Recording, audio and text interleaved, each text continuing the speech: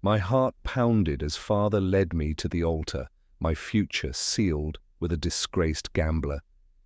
Everyone whispered about Calvin Weston's ruin, how he was a penniless wretch, and I, Dorothy Henderson, was just a casualty of my family's desperate fall. But then right before we spoke our vows, Calvin smiled, not with defeat, but with the chilling confidence of a man who held every single thread of Wall Street in his hands, ready to unravel it all. Before I continue, drop a comment telling me where you're listening to this from. And if you haven't subscribed yet, do it now. You won't want to miss the ending. I remember the whispers, sharp and cruel, that tore through New York's elite circles like a bitter wind long before Calvin Weston ever stepped foot in my father's house. Before I was even old enough to fully grasp the intricate dance of Wall Street, the name Calvin Weston was spoken with a reverence that bordered on awe. He wasn't born into old money like the McAllisters, but he had carved out his own empire, brick by brilliant brick, with a mind unlike any other. They said he could see patterns in the market where others saw only chaos, predicting shifts with an uncanny precision that felt less like finance and more like prophecy. He was respected, admired, even feared in those gilded halls, a true titan in the making. I recall my father, Harold McAllister, speaking of him with a mixture of grudging admiration and simmering envy. Harold, always one to talk big and act small, saw Calvin as a threat to the established order, a parvenu who dared to outshine those with venerable names. But for a time, even father couldn't deny Calvin's brilliance. Young men fresh from university flocked to him, eager to learn the secrets of what they called the Weston method. He was the kind of man who built things not just with bricks and mortar, but with ideas and sheer, unadulterated genius. His success was undeniable, his influence spreading like wildfire through the financial district. Then the whispers changed. They turned sour, venomous. It began subtly, with rumors of reckless gambles, of bold plays that went awry. Soon the murmur grew into a roar. Newspapers, usually so keen to praise Wall Street's darlings, suddenly painted Calvin as a dangerous charlatan, a man whose ambition had outrun his sense. I remember seeing the headlines, stark and unforgiving, screaming about colossal losses, about investors ruined, all laid squarely at Calvin Weston's feet. It was a spectacular fall from grace, orchestrated with a chilling precision that even my young mind couldn't quite reconcile with the image of the financial prodigy. My father, of course, was among the loudest voices condemning Calvin. He would hold forth in his study, puffing on his cigar, decrying Calvin's irresponsible behavior and lack of moral fiber. He spoke of how he and other sensible men had tried to warn him, conveniently omitting the fact that he was among those who had actively conspired to bring Calvin down. I heard snippets of conversations, hushed yet potent, about a grand scheme, a manipulated stock, and Calvin being the perfect scapegoat. It was clear even then that father reveled in Calvin's misfortune, his own financial struggles momentarily forgotten in the glow of someone else's ruin. He called Calvin a penniless wretch, a disgraced gambler, and the public, ever eager for a dramatic tale, believed him. The moment of exposure was brutal. Calvin was not just out of the market, he was publicly shamed, stripped of his position, his reputation, and, seemingly, his entire fortune. One day he was the master of his domain, and the next he was nothing more than a cautionary tale. His offices, once a hub of activity, stood empty, gathering dust like a forgotten dream. His mansion, a symbol of his self-made success, was quickly sold off, its grandeur swallowed by the gaping maw of his alleged debts. I imagined him wandering the streets then, stripped of everything, the chill of social ostracism more biting than any winter wind.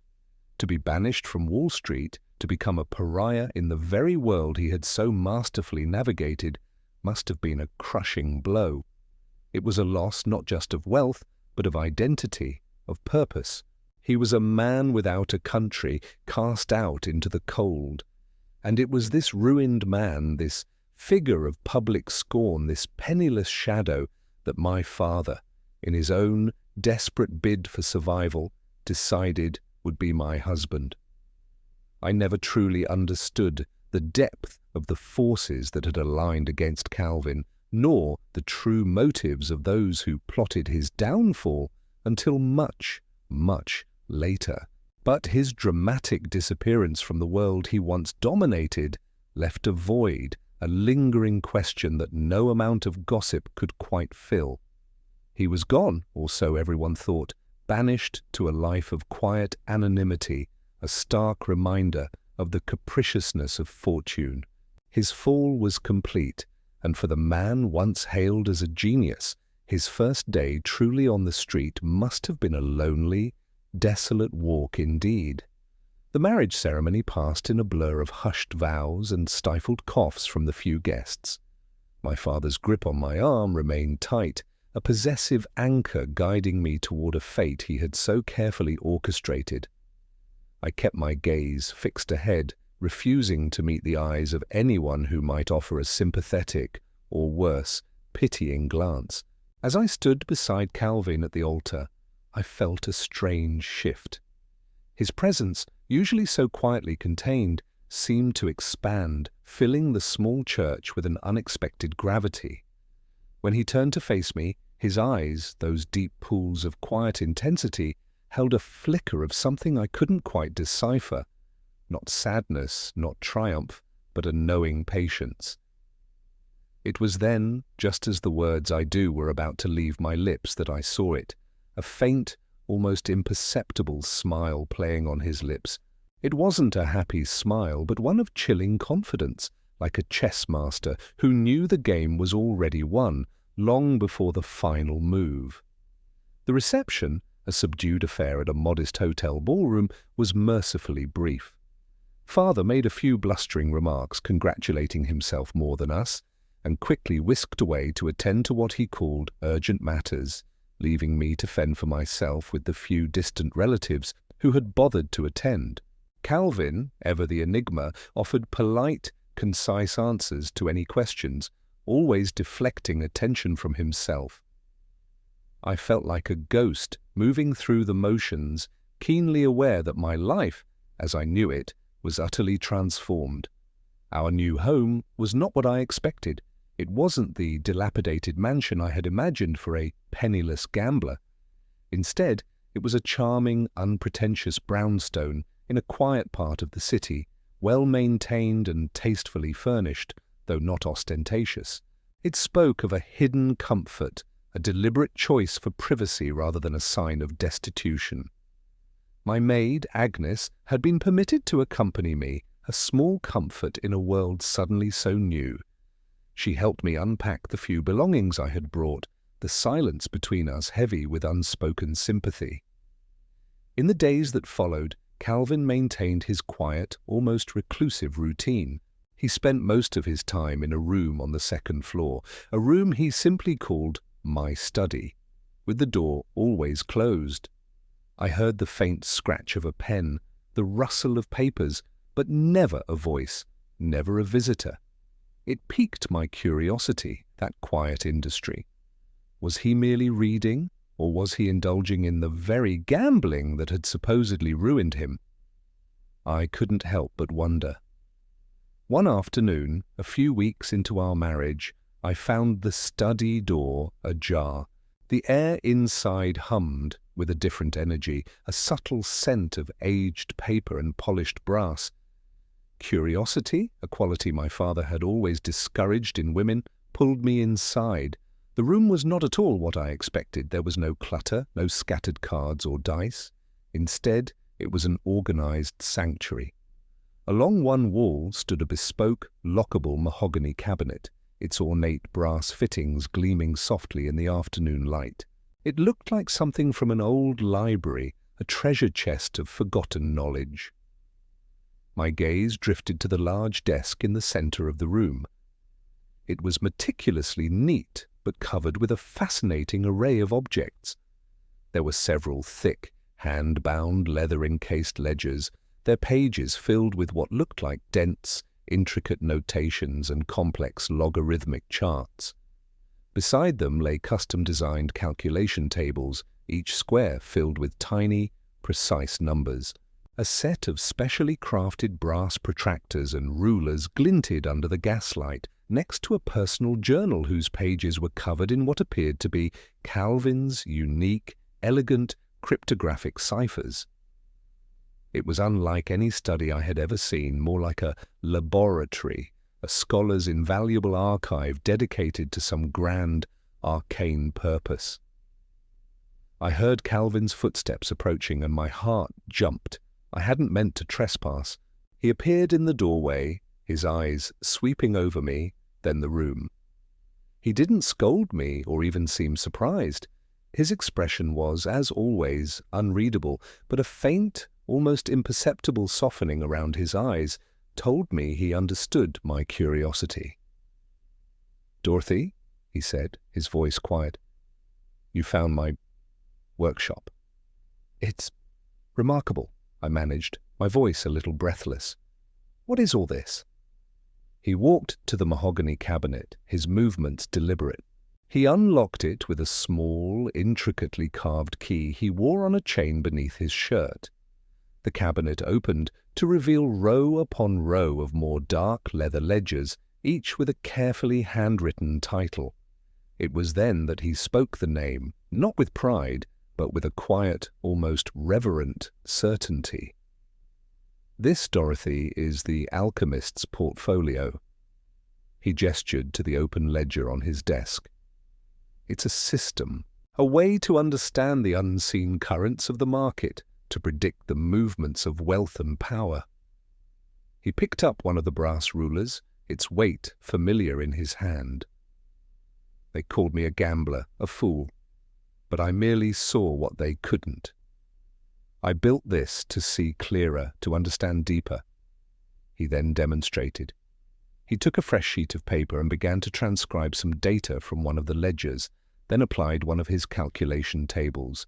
He used the brass protractors to draw arcs and lines on a chart, his movements swift and practiced. He spoke of historical market data, of economic shifts, of human behavior patterns, weaving them all into a coherent narrative. It was a language I didn't understand, yet I felt its profound logic. Then he picked up a stock ticker tape, a fresh one that had just arrived through a small, discreet chute built into the wall. He quickly compared the latest figures against his predictions. A tiny, almost triumphant glint appeared in his eyes. "Just as I calculated," he murmured, more to himself than to me. "A minor fluctuation, but a significant indicator. A certain shipping company's stock, currently undervalued, will see a surge by morning." He tapped a specific entry in one of the ledgers. "My system predicted this rebound weeks ago based on these very patterns." He wasn't ruined.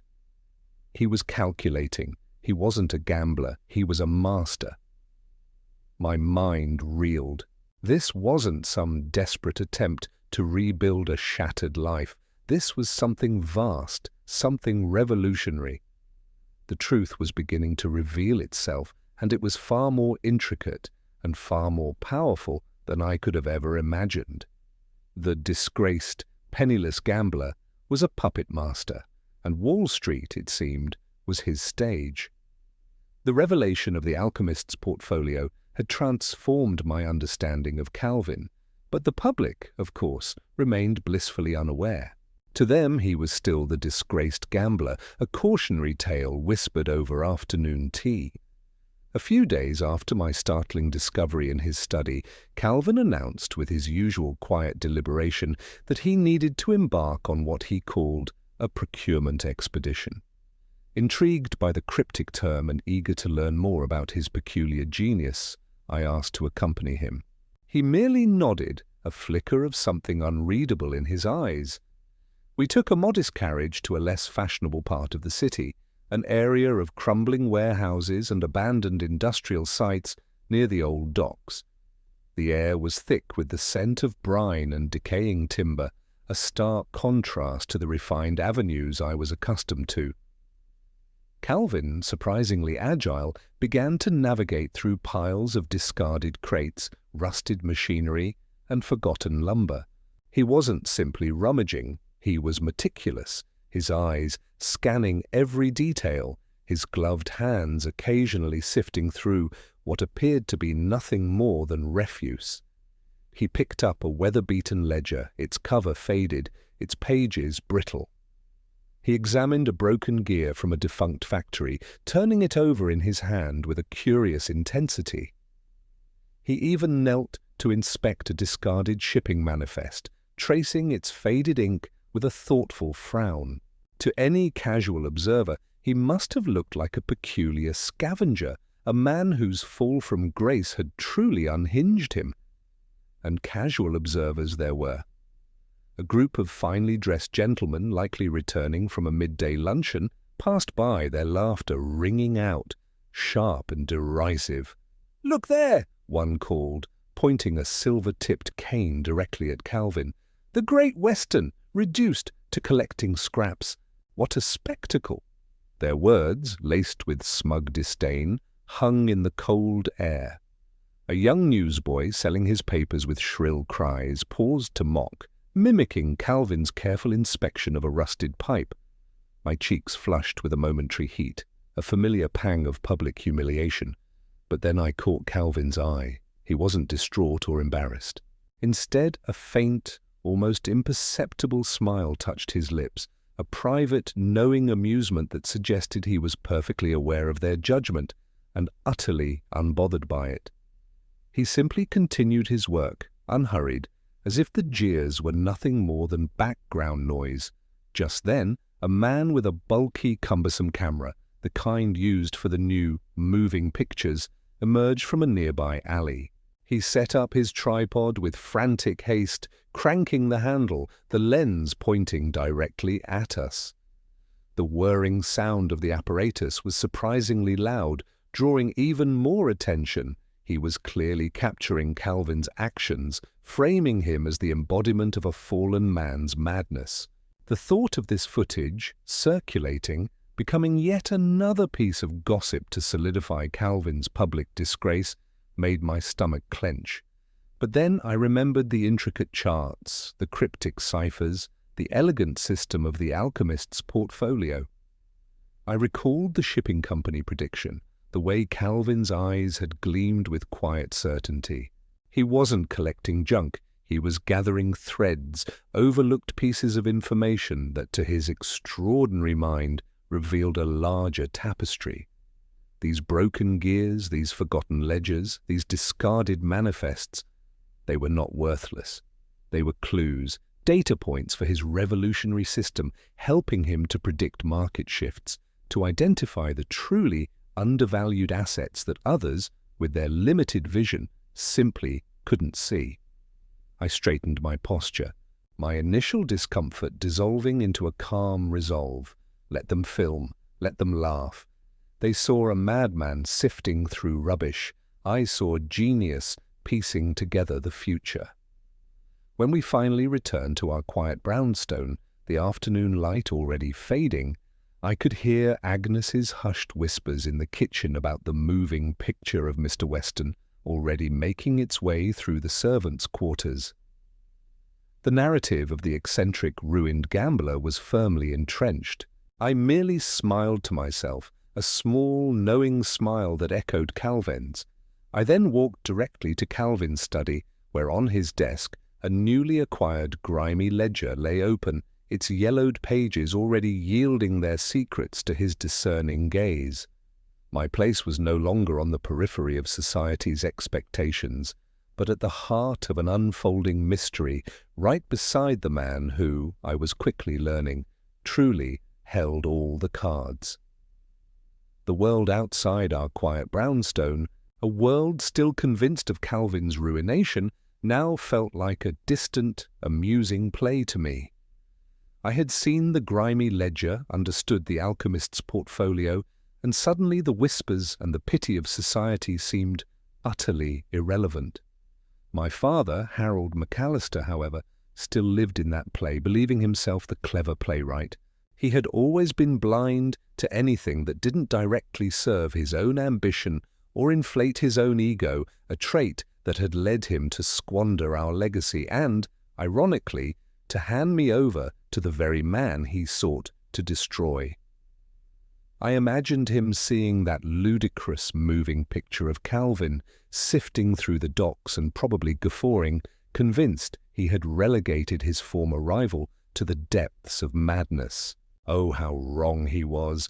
But Harold, for all his bluster, possessed a greedy streak that was almost pathological. He coveted wealth and power, but more than that, he coveted the insight into wealth and power that Calvin so effortlessly wielded.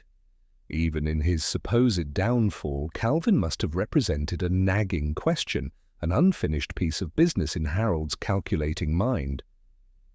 So it didn't truly surprise me when, a few weeks later, a new kind of tension began to hum around our home. It wasn't the open, desperate anxiety of my father, but a subtle shift in the shadows, a faint creak on the floorboards when no one should have been there.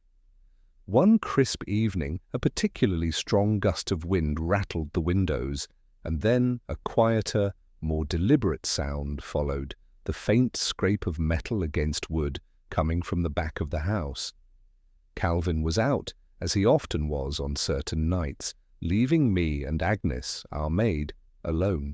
Agnes was already asleep, her quiet snores a comforting rhythm from her room downstairs. My heart gave a little flutter, not of fear, but of a strange anticipation. I had learned to trust my instincts around Calvin, and my instincts told me this was no random incident. This was an expected move on a very carefully plotted chessboard. I crept silently from my bedroom, my bare feet making no sound on the oriental rugs. The grand staircase offered a perfect vantage point, shrouded in twilight, overlooking the small, elegant hall that led to Calvin's study.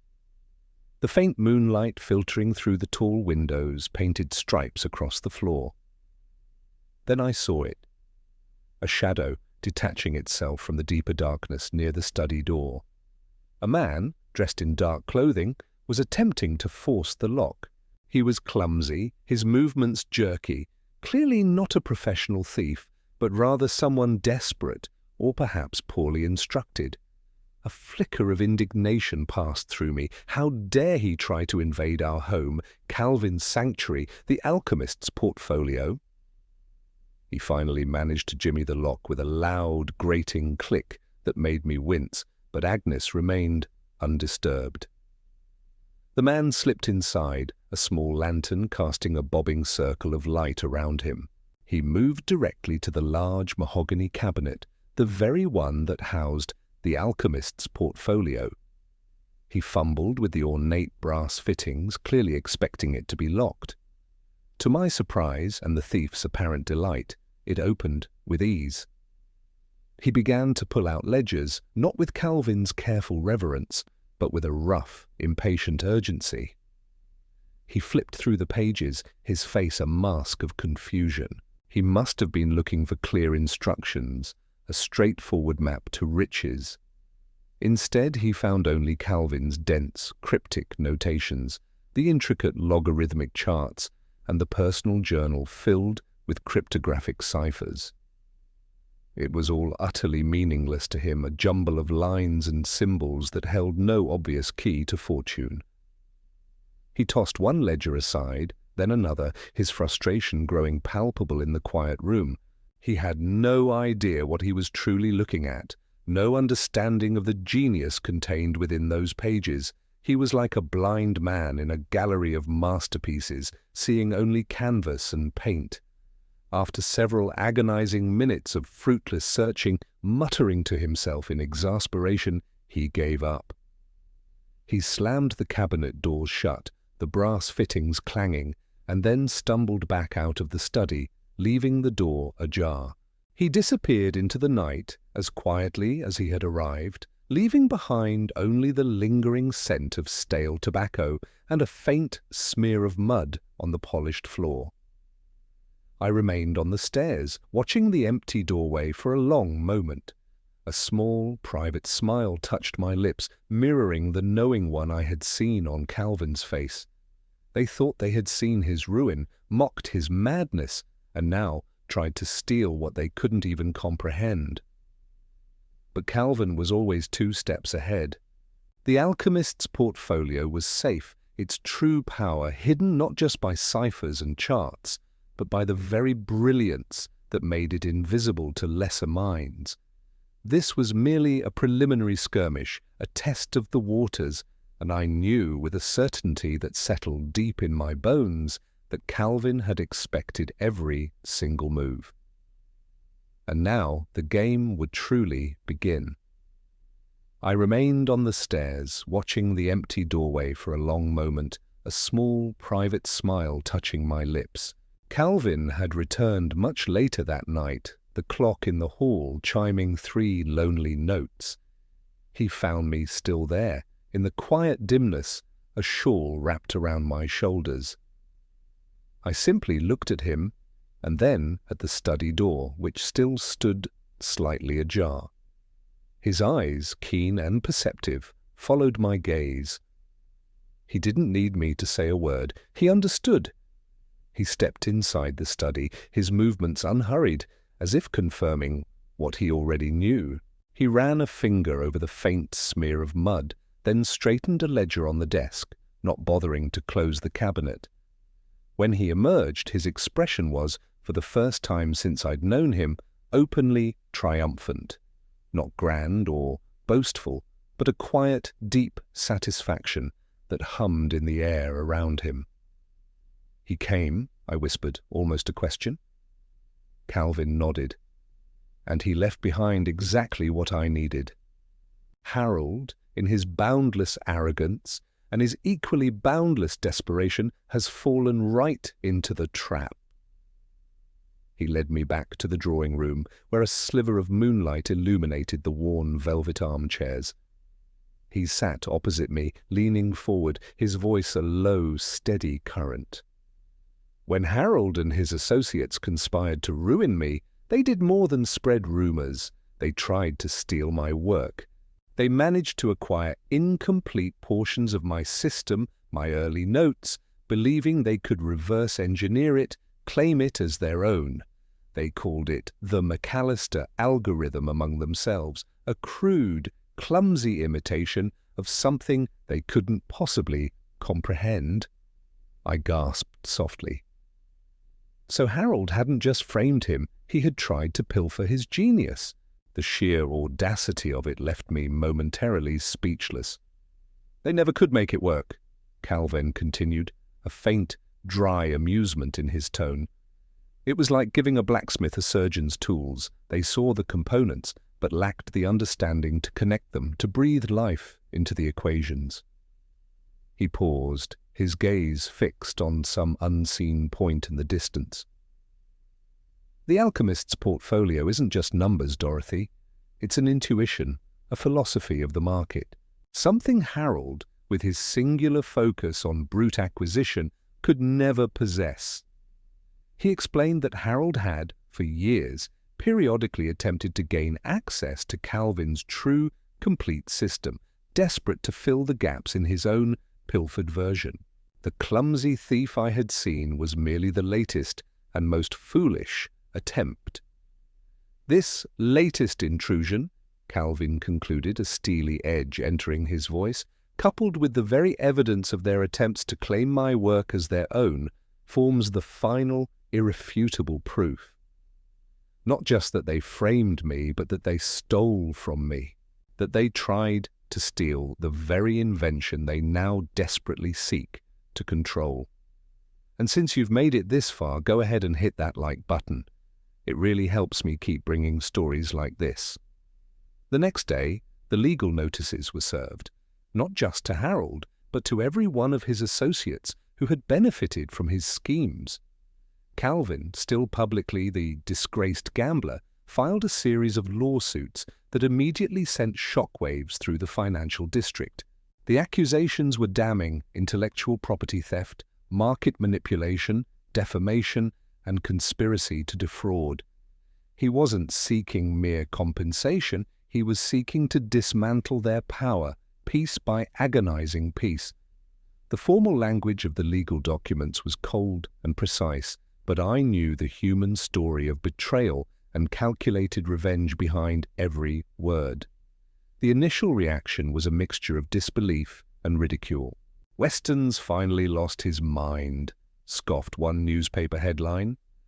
But as Calvin's legal team began to present their evidence, meticulously gathered and strategically deployed, the laughter quickly died down. The court proceedings were swift and brutal. Documents emerged, meticulously detailing Harold's false claims, his attempts to pass off Calvin's partial work as his own algorithm, and the devastating, coordinated effort to frame Calvin. The failed theft from our brownstone, though producing no physical evidence for the thief, served to illuminate Harold's desperate, ongoing attempts to steal more from Calvin. It made his prior, partial theft utterly undeniable.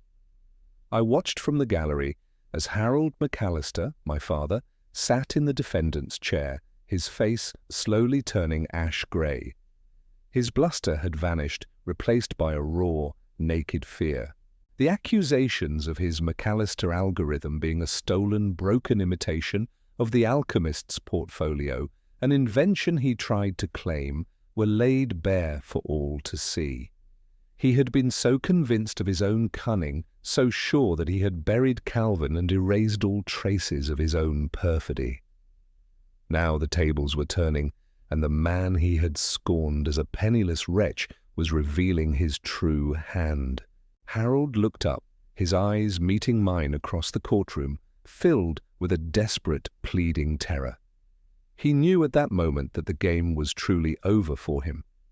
Harold's face, etched with a desperate, pleading terror, haunted my thoughts long after the judge's gavel brought the day's proceedings to a close.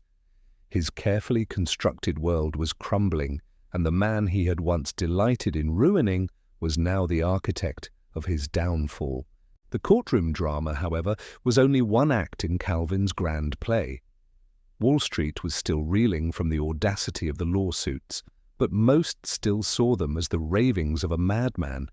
They were about to learn just how wrong they were. A few days later, a thick, cream-colored envelope arrived at our brownstone. It was heavier than a usual letter, sealed with a prestigious but unfamiliar crest. Agnes brought it to me with a curious frown, dusting her hands on her apron. Inside, nestled on a bed of tissue paper, was a formal invitation engraved in elegant script. It invited a representative of the Weston Financial Group to present a groundbreaking new methodology for market analysis at the upcoming International Financial Summit, a gathering of the world's most influential minds in economics and investment. There was no specific name, just the title. I knew instantly who was truly behind it. Calvin, who still officially held the status of a financial pariah, was orchestrating a reveal on a global stage. He wanted the system, the alchemist's portfolio, to speak for itself, detached from his publicly scorned name. And he wanted me, Dorothy, the quiet observer, the one who saw beyond the surface, to be its voice. A shiver, not of fear, but of profound purpose, traced its way down my spine. Calvin confirmed my suspicions with a quiet nod. "It is time, Dorothy," he said, his eyes gleaming with that familiar, unnerving confidence. "Time to show them what real foresight truly means." He spent the next few days preparing me, not with complex financial terms, but with the philosophical underpinnings of his system. He taught me how to articulate the intricate dance between human behavior and market patterns, how to convey the elegant logic hidden within the ledgers and charts. He made it clear that this wasn't about him, but about the truth of the market, a truth that had been distorted by greed and short-sightedness. On the day of the summit, I chose a simple navy blue dress tailored impeccably, but devoid of any frivolous embellishments. No jewels, no elaborate hairpins, nothing to distract from the message. Agnes helped me fasten the last button, her hands trembling slightly with nerves. "You'll be wonderful, Miss Dorothy," she whispered, her eyes filled with pride. I smiled, a genuine, calm smile this time. My heart was steady. The venue was the grand ballroom of the Astor Hotel, a cavernous space teeming with financiers, economists, and influential figures from every corner of the globe. The air crackled with a distinct blend of self-importance and intellectual hunger. Women in dazzling gowns and men in impeccably cut tuxedos mingled, their conversations a low hum of speculation and high finance.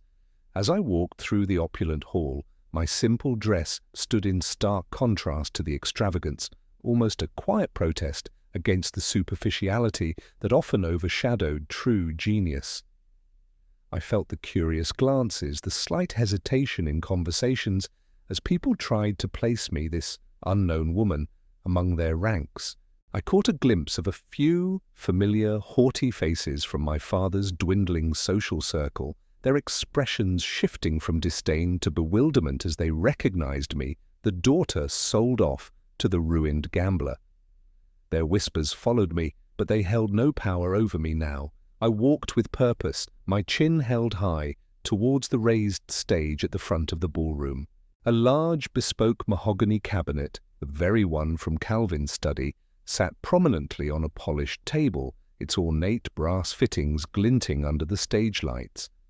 Next to it were several hand-bound, leather-encased ledgers, the alchemist's portfolio poised to make its debut. As I ascended the few steps, a hush began to fall over the vast audience, their eyes now fixed on me. I took my place behind the podium, my hands resting lightly on its smooth surface. I gazed out at the sea of faces, a sea of skepticism, curiosity, and a few glimmers of genuine interest. This was it. The moment had arrived. My voice, I knew, would carry not just my words, but the quiet, undeniable power of Calvin's truth. My voice, I knew, would carry not just my words, but the quiet, undeniable power of Calvin's truth. "Good evening, esteemed colleagues," I began, my voice clear and steady, reaching every corner of the vast ballroom.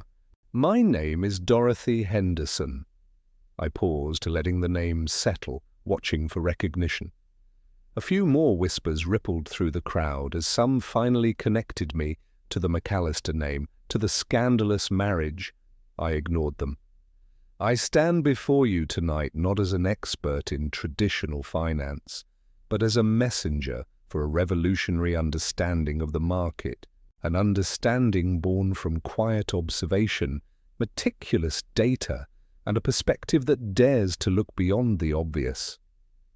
I gestured to the mahogany cabinet, then gently opened its ornate brass doors. The soft light within illuminated the rows of dark leather-bound ledgers, the gleaming brass instruments resting beside them. "You see before you," I continued, my gaze sweeping over the faces in the audience, "what we call the alchemist's portfolio. It is a system developed by Calvin Weston, designed to decipher the seemingly chaotic forces of the market, to reveal the predictable, exploitable patterns of wealth and power." I picked up one of the hand-bound ledgers, its cover worn smooth by countless openings, and held it up. "This isn't about mere speculation or the fleeting whims of rumor," I explained, turning a page to reveal complex charts and cryptic notations. "This system is built upon a foundation of overlooked truths. We collect what others discard, the forgotten ledgers of defunct shipping companies, the manifests from obscure warehouses, the raw data from industries long thought obsolete. These seemingly worthless scraps, combined with decades of historical market data and a unique cryptographic analysis, allow us to see the unseen currents, to predict major economic shifts with startling accuracy." I laid the ledger back down and then picked up a specially crafted brass protractor. Our instruments, our calculation tables, they don't simply process numbers. They interpret the very heartbeat of commerce, the human element behind every transaction, every rise and fall. The alchemist's portfolio identifies undervalued companies ripe for exponential growth and mitigates risk through sophisticated hedging strategies. It's about turning the base elements of raw, fragmented information into pure foresight. I demonstrated a simplified aspect of its predictive power. For example, this very system, using data from specific global shipping logs and regional commodity manifests that most overlook, accurately predicted the recent unprecedented surge in the Baltic Timber Company's stock weeks before any traditional analyst caught wind of it. It also indicated with chilling precision the exact day that the Continental Bank's share price would drop by 7 points, allowing for strategic divestment before the public panic. I spoke calmly, stating facts, letting the implications sink in.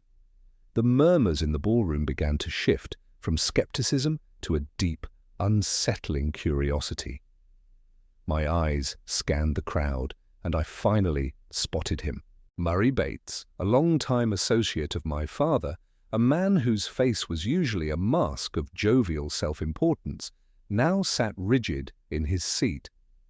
I remembered seeing him at many of Harold's ill-fated gatherings, a man who profited from the very kind of insider trading and market manipulation that Calvin's system sought to expose and counter. He represented the old guard, the very structure that had tried to silence Calvin. As I spoke of the predictive power, the ability to see beyond the manipulated headlines, the color slowly drained from Murray Bates's face. He knew as I spoke that the secrets he and Harold had guarded so fiercely, the very nature of their cunning schemes, were no longer secrets. He had scoffed at Calvin's supposed madness, but now the madman system was being laid bare, and it was exposing them all. He swallowed hard, his eyes wide and fixed on me, a man suddenly confronted with the full, terrifying might of the truth. He had gone utterly, chillingly pale. Murray Bates, in that moment, seemed to shrink in his seat, his usual ruddy complexion gone a ghastly white. His eyes, fixed on me, held a raw comprehension that was unmistakable. It was as if a grand curtain had been ripped away, revealing the shoddy stagecraft behind his and my father's elaborate deceptions. The silence that followed my presentation in the ballroom was not empty. It vibrated with the collective weight of astonished realization. Then, like a dam breaking, a torrent of hushed conversations erupted. No longer were they whispers of disdain or pity for me, but urgent, fervent discussions about the implications of what I had presented. News of the Western Financial Group's presentation and the astonishing predictive capabilities of the alchemist's portfolio spread like wildfire. The initial skepticism surrounding Calvin's lawsuits crumbled under the sheer weight of verifiable evidence that followed.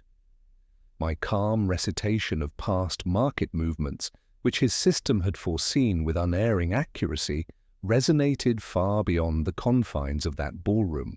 The very next morning, the financial newspapers, which had once mocked Calvin, now ran sensational headlines questioning the integrity of the powerful men who had condemned him. The legal proceedings, once dismissed as the ramblings of a broken man, took on an entirely new character. Calvin's legal team, emboldened by the public vindication, moved with relentless precision. The evidence they presented was not just persuasive, it was irrefutable. Documents that proved Harold McAllister and his cohorts had orchestrated Calvin's public ruin, not out of legitimate business losses, but to cover their own reckless speculations and to steal his early, incomplete work, were laid bare for the courts to see. The pilfered McAllister algorithm now appeared not as an innovation, but as a shoddy attempt to plagiarize genius, a pathetic echo of the real power it sought to emulate. I attended every day of the accelerated trial, sitting quietly in the gallery, observing. My father, Harold, was a shadow of his former boastful self. He no longer puffed out his chest or glared defiantly. The arrogance had been meticulously stripped away, leaving behind a man hollowed by exposure. His once sharp suit seemed to hang loosely on his frame, his eyes darting frantically, unable to meet anyone's gaze. The weight of his lies, once easily carried beneath a veneer of respectability, had become a crushing burden. It was not a triumphant feeling for me, watching his undoing. It was a profound, quiet satisfaction. Justice, a cold and often distant concept, was manifesting with an almost poetic inevitability. The final judgment came swiftly. The court found Harold McAllister and his associates guilty of market manipulation, intellectual property theft, and conspiracy to defraud. They were ordered to pay substantial restitutions, damages that stripped away not just their ill-gotten gains, but their remaining legitimate assets. Harold's family estate, the very mansion where I had grown up, was among the first properties to be seized. It was a complete, devastating collapse. A few weeks later, a short notice appeared in the business section of the daily paper.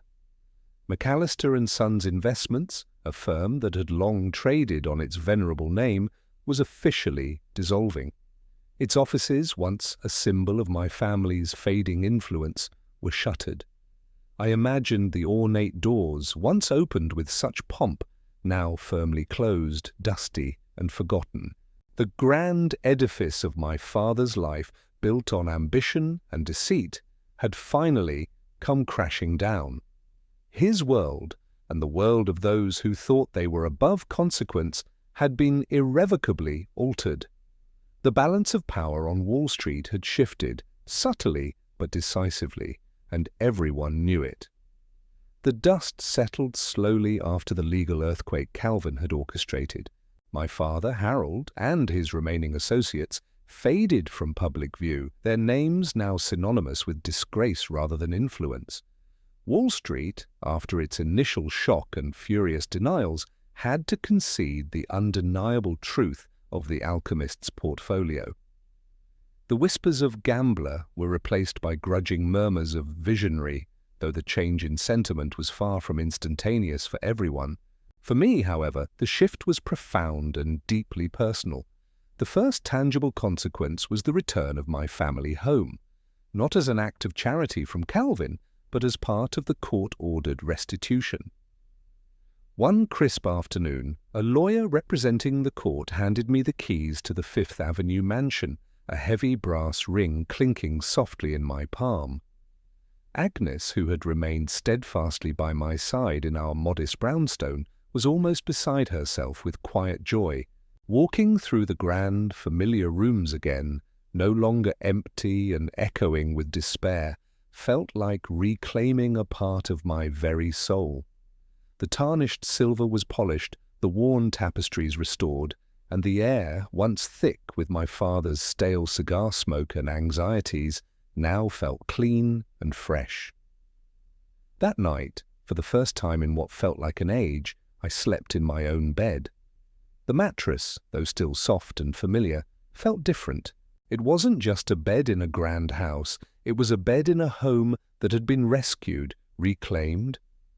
I lay there, listening to the gentle creaks of the old house settling, feeling a peace I hadn't known since before my mother's passing. It was a profound kind of comfort, the quiet knowledge that I was no longer a pawn in anyone's game, but a woman standing on her own, in her own space. Calvin, ever the gentleman, had given me the space and time to reconnect with my past, only moving his own belongings into the mansion a few days later, respecting the quiet significance of my return. My own standing in society, though never officially ruined by the marriage, had certainly been clouded by it. Now, however, the doors that had silently closed to me began to creak open once more. Invitations, once rare and pitying, arrived with a new respect, a subtle acknowledgement of my association with the now revered Calvin Weston and his groundbreaking system. I was no longer merely Dorothy McAllister, the daughter of a disgraced financier, but Dorothy Weston, the woman who had presented the alchemist's portfolio to the world, a woman with a sharp mind and an unexpected influence. Then came the matter of the settlement money. The sums recovered from Harold and his associates were vast, far exceeding what was needed to restore our family's fortunes. Calvin, with his characteristic quiet pragmatism, laid out our options. We could invest it, of course, expanding the alchemist's portfolio and solidifying our position as a formidable financial force. We could acquire properties, build an even grander estate, live a life of unparalleled luxury.